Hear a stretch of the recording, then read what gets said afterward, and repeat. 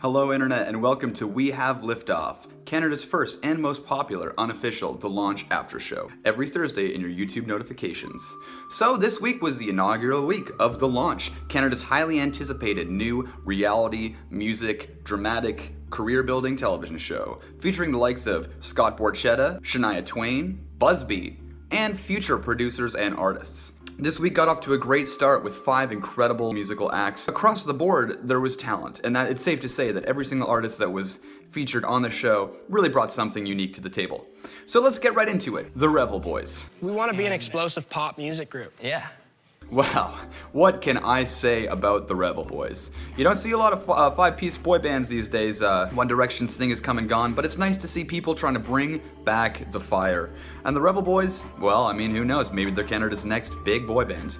Their audition was pretty impressive. Ed Sheeran's Shape of You, a very bold choice, as it is one of the biggest songs in the world, but I think the 5 lads really pulled it off. The judges had constructive criticism that I thoroughly agreed with, and I hope that they work on their style in the future and continue on. However, they did not make it to the next part of the show. And as much as I was a little upset to see the boys go, such is life, and I kind of really agree with the judges. Then we have Vivian. What was the first thing that you remember singing? I think it was Blue Moon of Kentucky. Really? Yeah.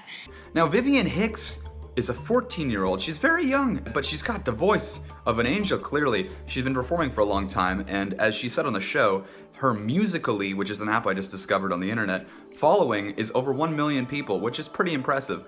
But what they don't mention is that she actually used to be a member of the critically acclaimed group, the Mini Pop Kids. I'm sure you've heard their covers of songs like Love Yourself, Born This Way, and tons of other popular pop songs. So she's clearly got the background. And as you can tell, the judges really enjoyed her performance. She's got the classical training, and she made it into the next part of the show. So I was very impressed by her for that. But at the same time, it kind of seemed like, I mean, it only made sense. She really dialed in her tone. Since she's young, I'm not sure if the emotional depth is there in her voice, but it was just kind of hard to deny that she does have talent. And the judges couldn't either, so she moved on. Moving on to another competitor that I was a little interested in. What's his name? Haviland. And I was playing bass at the time, and I sang along to one of the songs, and 2 of the girls heard that and went, oh, that's interesting. Okay. So It's always the girls. Yeah. Haviland was what I would call your archetypal Canadian singer-songwriter kind of guy. And that's no slight to his abilities. I'm saying that he's really in the pocket with what he's trying to do with his career. And so for that, I have to say, good work, Haviland. I'm not so sure if your musical style is, I'm not gonna go as far as say relevant, because that's obviously a subjective thing, and you clearly have good hits on Spotify, you know what you're doing, so, you know, good work there, but at the end of the day, I don't think that that's really what the judges were looking for. They're looking for something with a little bit more personal flair, you know? As much as it's great to be a good singer, and every artist on this week's episode of The Launch was an incredible singer, and I think that's really baseline for something like this. That's the first step. But what really comes into play with stuff like this is they're looking for somebody to market. They want a personality. They want something to show. And Haviland, unfortunately, I don't think he's really developed his own style as much as he's been able to take advantage and sort of extrapolate on a pretty popular kind of folky rock singer-songwriter music. So it was not extremely surprising for me when he didn't make it past the first round. But that being said, he did a great job, and proud of you, Haviland. Hit me up in the DMs if you ever want to do a collaboration, because I'm always looking for a partner in crime. Moving on to my friend Logan Stats. Pleasure, man. Shania? So good to meet you, darling. Now, I liked his audition. He had a cool kind of Jack Whitey feel to him. The brimmed hat is something I'm not usually that interested in, but worked out, I think, in his favor. And yeah, it was a killer audition. Gotta say, to all you guys back home, I think you're gonna agree with this, but we were watching it, and he's a great singer, he's having a great audition, but I started to notice what's going on with his guitar tone there. And I don't think he's a very good guitar player. At the end of the day, that's not really his strong suit. However, I think it's really great that he auditioned with just him and a solo guitar rather than with the backing band. First of all, because that backing band is just trash. I don't know if you guys were listening to the way they played Shape of You with the Revel Boys, but I was not amused. Very strange. But secondly, it's really about, like I said earlier, it's about the character, the image, the persona of who you are. That's really what they want to see. And so a solo guy with nice hair, and he's got a nice hat on looking like Jack White, and he's holding an acoustic guitar. Now that's a look. That's something you can sell. And so again, it was a no-brainer for me that he made it through to the second round, the second part of the show, I guess. And I'm still trying to figure out what exactly this format's all about, but I do like it so far, and I'm definitely planning on staying tuned and bringing you more great updates the day after the newest episodes launch. Finally, this one's a bit more of a touchy one, I think. Julia Tomlinson. I want you to exaggerate every move. Okay. Figure. Okay. Right? Almost like you're skiing, whatever it is. Who was really an interesting choice to be on the show. I think she had potential with her vocal pitch and ability. However, just the character was not strong. And I don't know if you noticed, but when you watch her intro with the pictures that go by, she continuously had these pictures, these selfies of her and some random boyfriend. They started getting me in working with producers. From, like, I guess it's her boyfriend, but it's very funny that they're asking this artist who's about to be on national television, send us some photos of you that can kind of explain who you are. And Until about 3. and half the photos are just her and her boyfriend hanging out.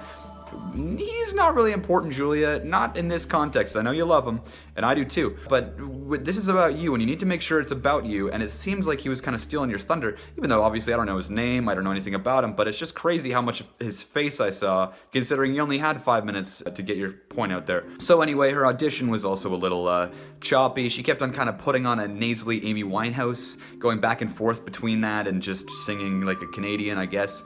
And at the end of the day, after a little dance that she was told to do by the judges, which didn't really work out in her favor too well, she was cut. And I can't say I am surprised, but I do want to give my condolences. I want to give her my respect. Good work, Julia. You made it that far. And I'm sure a lot of people are going to know your name now, and that's awesome. Moving on to the next round. The song... Close your eyes and hold me close tonight. Nice. I like it. I don't know, I didn't really know Bebe Rexha did a lot of co-writing stuff. I didn't really know Busby at all until this show started airing, but I enjoyed the song. I'm a sucker for a good pop tune, and I'm impressed actually with the quality of this, considering it was made specifically for this Canadian television show. And I don't mean to be a self-hating Canadian, but I am not accustomed to high production values in this country. So it was nice to see the budget being spent on good quality songwriting. I'm really interested in seeing if maybe that was just like the best song they put out on the first episode, and maybe some of the songwriting for the next few episodes is going to be lacking. Who knows? I'm not too sure, but either way, I'm impressed. I was impressed by the demo. Getting in the booth with Vivian and Logan, it was pretty clear that, in the show at least, they fabricated some drama. I don't think it was that hard for Logan, as hard as they were making it seem on camera. But the truth did come out with Vivian in the sense that she's a 14-year-old girl, and Vivian, you know, at 14, I mean, She's special.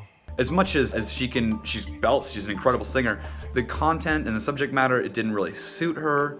And it's not her fault. She didn't get to choose a song. She was told to sing it. So maybe in another time, another place, you know, she'll get her chance. But clearly, and I don't want to spoil the ending, but Logan's stats made the grade, and I absolutely agree with that decision. Really liked his rendition of the song. He really made it his own too, a lot more down tempo for a lot of it until those drums come in, which I'm not sure I am fully on board with. But hey, I'm not Busby, and I respect his decision.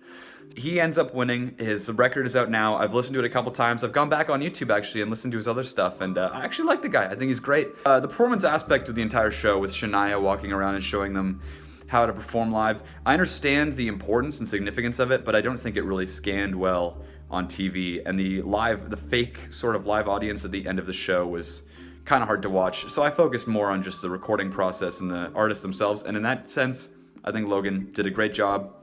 Been listening to his song on repeat, and I think they made a great choice, and I'm really looking forward to seeing where the series goes. I'm your host, Owen Hooper. I'll be back next week when we tackle a whole new group of artists and some new artist mentors that come along with them.